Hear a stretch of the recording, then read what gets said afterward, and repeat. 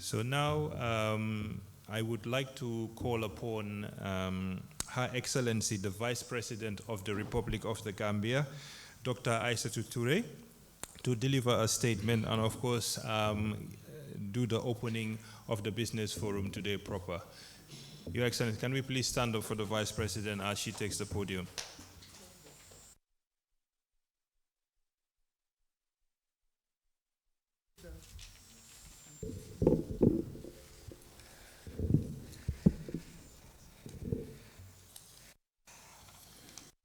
Thank you very much, Mr. Chairperson, Honorable Cabinet Ministers, Honorable Secretary General and Head of the Civil Service, Speaker of the National Assembly,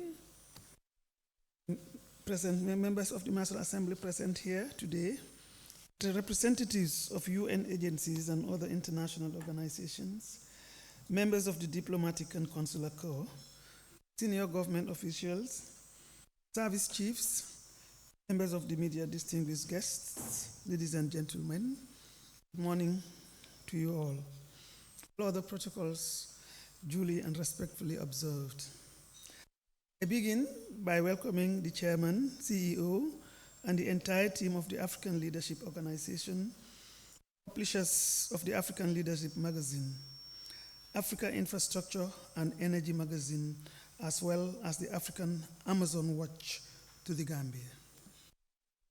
It is indeed refreshing and encouraging to see pro-Africa and pan-African media outfits like yours taking the lead in telling the African story. We need more media organizations with such global reach to challenge the perennial problem of misrepresentation and the pessimistic portrayal that Africa and its people suffer at the hands of external media organizations. There is an African saying that until the lion tells his side of the story, the tale of the hunt shall always glorify the hunter. Thank you for being the lions, great ambassadors of the African continent. Additionally, I would like to acknowledge and recognize our distinguished keynote speakers like Honorable C.D. K.M. Keta, Minister of Trade, Industry and Integration, Regional Integration, Chairman Dr. Ken Gyami of the African Leadership Organization, Mr. Idrissa Mas Job, President of the African Leadership Organization, and Mr. Saul Fraser, the CEO and Managing Director of Global Properties. I am in no doubt that our conversation today will be as enriching as it will be expert-driven. I also want to take the opportunity to bring you the fraternal greetings of His Excellency President Adama Barrow. His commitment to the private sector, which is the engine of growth that we recognize in our National Development Plan. So my being here today is very key from his side, and indeed you matter because you are the drivers of growth. Members of the erudite panel, thank you for accepting to take the lead in such a conversation. Looking at the composition of the panel, I am sure the discussions will be imbued with depth, rich perspectives, scholarship, and progress. Honorable Abdoulaye Bax is a formidable pillar as far as investment discourse in the Gambia is concerned. Starting as far back as the National Investment Board, NIB, in the First Republic, Bax Touré's experience spans over 4 decades. Other panelists are no lesser experts as each one of you brings a unique perspective grounded in years of high-level continental experience in the trade, business, and investment. We are indeed fortunate to have all of you here today. I reserve special mention for the brain behind such an auspicious event, Muna Jallow, widely known as MJ, newly appointed West African Ambassador for the African Leadership Organization for the Gambia and Senegal. I would also like to recognize the presence of the CEO of GAIPA, of the OIC, that's Mr. Yankuba Diba, who has shown exemplary leadership bringing the Gambia to where it is, especially even yesterday. I want to recognize your contribution as a manager. Thank you very much. I would like to thank you for your fortitude, vision, and tenacity in putting the Gambia and Africa on the global stage. This is indeed huge and commendable, and this is what the Gambia needs at this crucial time of its development.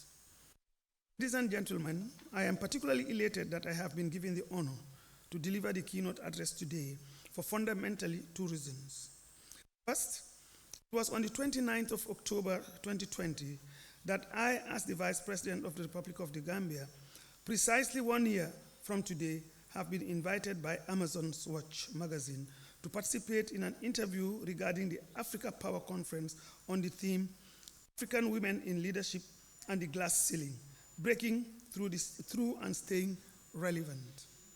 Related events signifying my consent to publish well-thought-out responses in the Amazon's Watch magazine on the one hand, and delivering the keynote address at the African Power Women Conference 2020 on the other hand.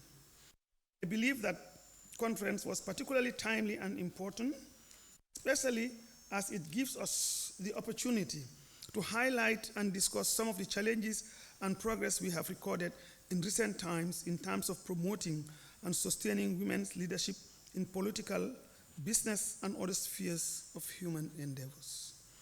I have a personal connection with the African Leadership Organization.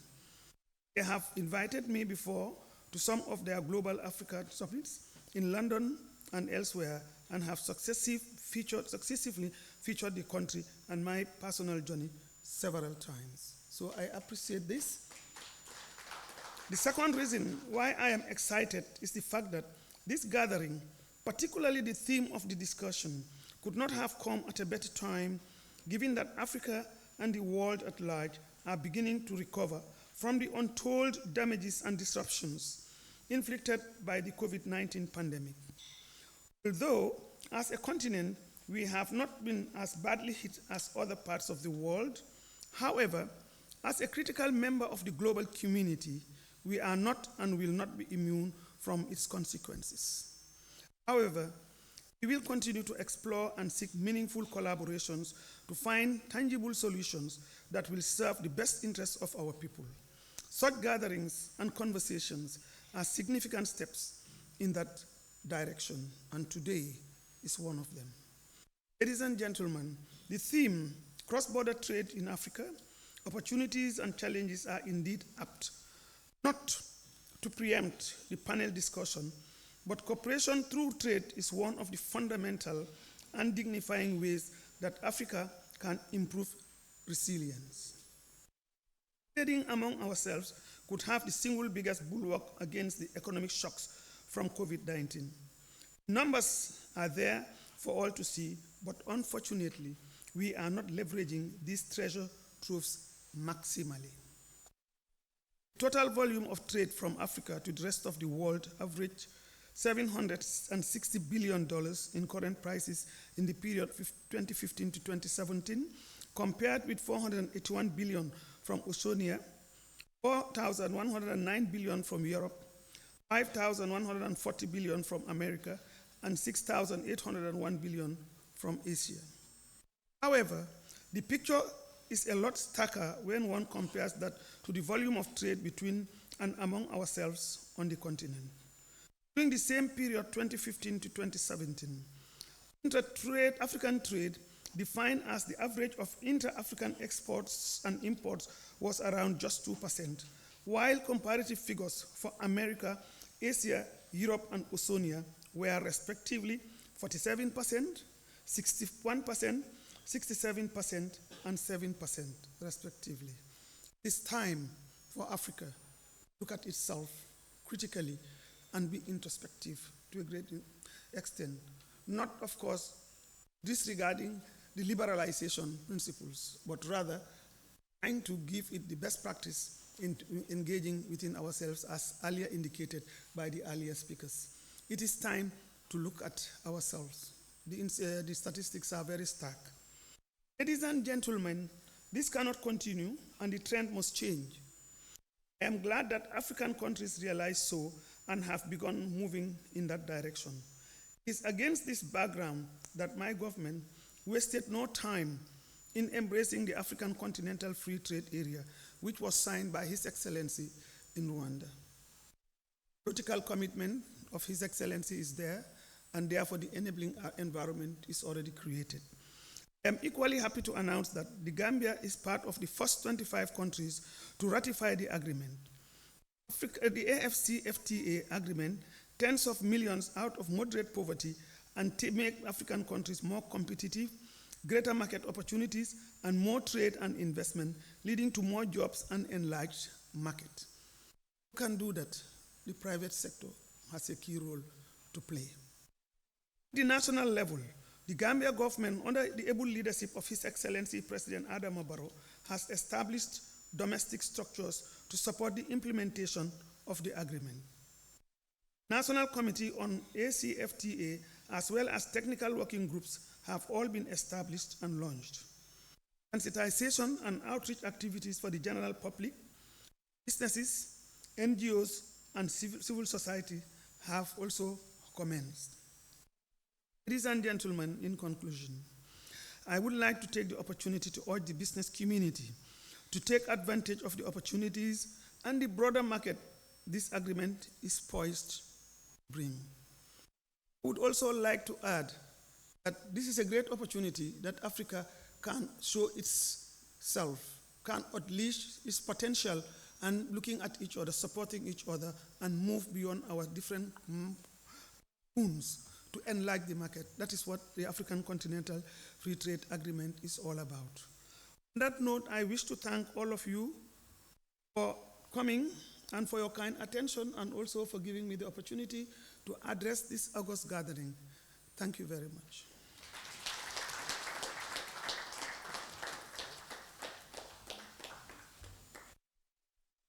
Thank you very much, Your Excellency, the Vice President of the Republic, for that extended and very insightful keynote address, and for your encouragement and for your leadership as well.